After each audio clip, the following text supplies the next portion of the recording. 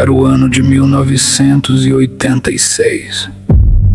Numa fazenda de 42 alqueires no interior de Goiás, a 63 quilômetros de Anápolis. O lugar não tinha nome no mapa.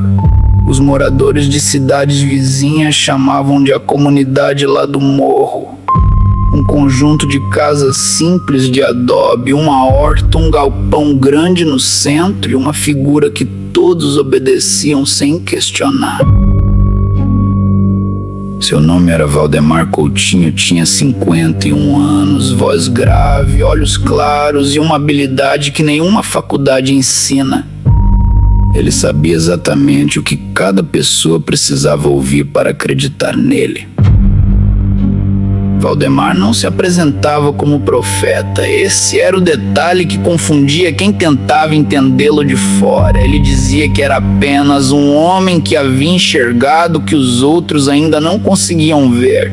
Sem túnica, sem ritual elaborado, sem promessa de milagre, só conversa. Conversa durante horas, dias, semanas, paciente, metódico, cirúrgico. Os primeiros a chegar foram 7. Um casal de Brasília que havia perdido um filho recém-nascido e não encontrava resposta em lugar nenhum.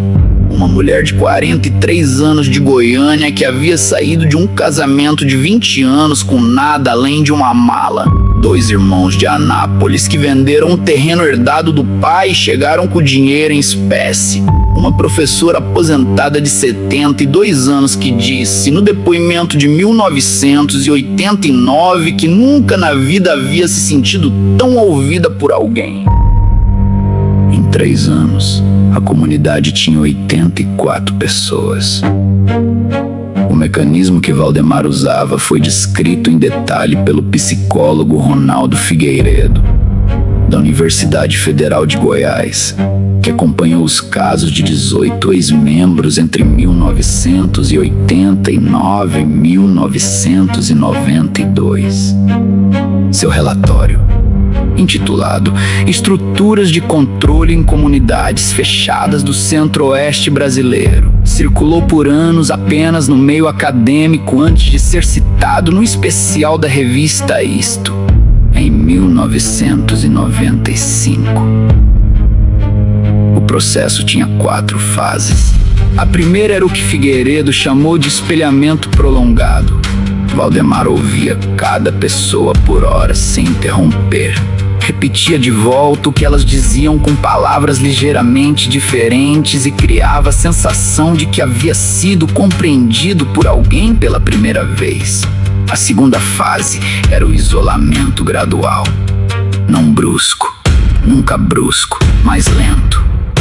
Visitas à família que ficavam mais raras, telefonemas que iam sendo postergados, laços externos que iam afrouxando naturalmente ou pelo menos pareciam naturais. A terceira fase era a redefinição de identidade. Cada membro recebia um papel dentro da comunidade que lhe dava um senso de propósito que o mundo lá fora nunca havia oferecido. A professora aposentada virou responsável pela educação das crianças. O casal que havia perdido o filho cuidava de todas as crianças da comunidade como se fossem suas. A mulher que saiu do casamento virou a administradora financeira. A quarta fase, Figueiredo chamou simplesmente de dependência consolidada. Quando a pessoa já não conseguia imaginar uma vida fora dali, porque toda a sua identidade havia sido reconstruída dentro. Ninguém havia sido ameaçado, ninguém havia sido preso. As cercas da fazenda não tinham cadeado. A história chegou ao conhecimento público em outubro de 1989, quando uma mulher chamada Neuza Borges, 38 anos, conseguiu sair da comunidade depois de 2 anos e 7 meses.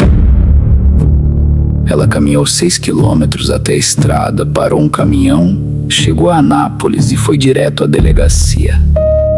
Ficou 2 horas na frente do delegado sem conseguir articular o que havia acontecido com ela. Não porque estivesse traumatizada demais para falar, mas porque não tinha certeza se havia acontecido alguma coisa de errado. Essa foi a primeira coisa que disse quando finalmente começou a falar. Eu não sei se fui vítima de alguma coisa.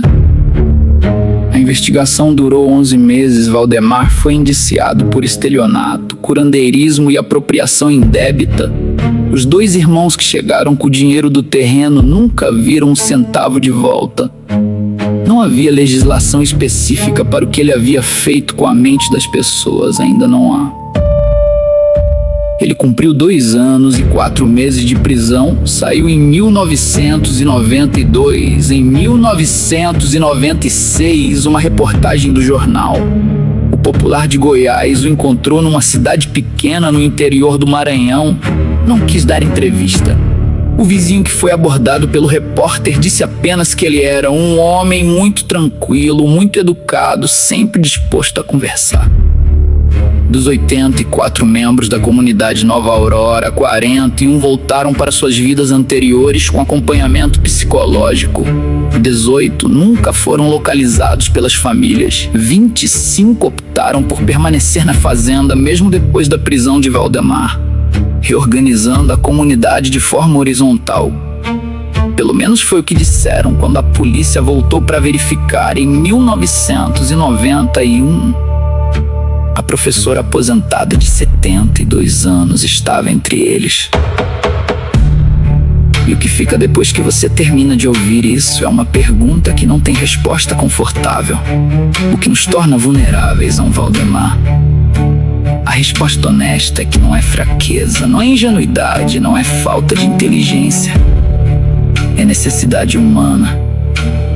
A necessidade de ser ouvido, de pertencer, de ter um propósito.